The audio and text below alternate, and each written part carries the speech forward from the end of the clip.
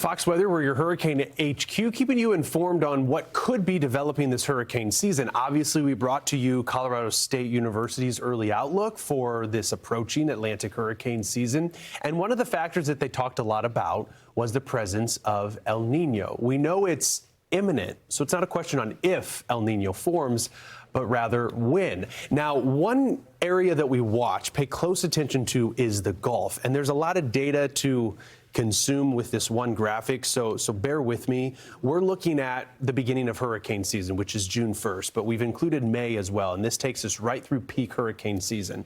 You've got two columns, two bar line graphs here. You've got the neutral conditions, which is gray. That's the first bar that you see with each subsequent month. And all this is showing us is the chance. So what are the chances that we have neutral conditions in the Eastern Pacific, and therefore having an effect on the Gulf, which we'll get to in a little bit.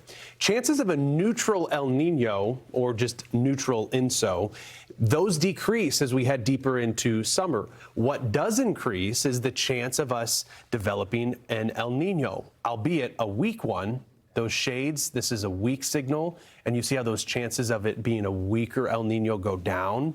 But overall, what we can grab from this data is that there isn't a huge or a screaming confidence here that we will get a strong or even a super El Nino. Confidence is low, but there is a signal that El Nino will happen.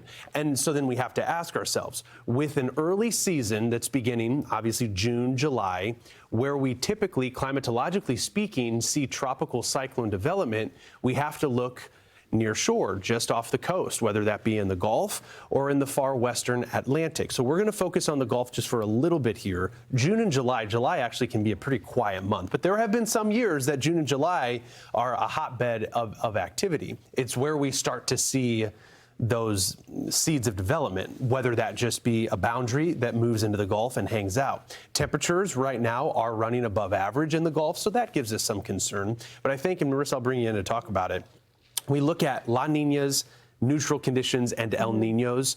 Since 1960, the weather presentation, our team, they went through all the years. 14 of those years since 1960 were La Niña. Actually, coincidentally, 14 were also. Isn't that crazy? Yeah. The majority of them have been neutral. And this is only through the beginning of hurricane season, June to August. And what the percentages tell us that the odds of development will decrease of tropical cyclones if El Nino verifies. So essentially, if we see El Nino in the equatorial Pacific, the chances of us getting activity in the Gulf will drop. Actually, so some good news. It kind of goes, it goes in line with what we always say, right? El Nino, less activity. But we wanted to look specifically at the Gulf because that's where early in the season we have development. Yeah, you can get some of these, we call them homegrown, but they're essentially just systems that develop really close to land, which is where we are. And they can develop on, let's say, a stalled boundary over that very warm water. So you pay attention to that. I think, with El Nino, you tend to have these higher hopes for a calmer season, but it's one of many variables. Temperatures can play a huge role, which is why neutral and zone neutral can be so hit or miss, right? Quite literally. So I'm paying attention to all those factors. And a lot of these, I mean, one that sticks out, Harvey from 2017, that was at the tail end, that was toward August. And so when you have maybe a signal that El Nino will grow, it is something to pay attention to. So, all right, and we'll be monitoring, by the way, for the Atlantic, we're just over 40 days away from the start of hurricane season. Okay.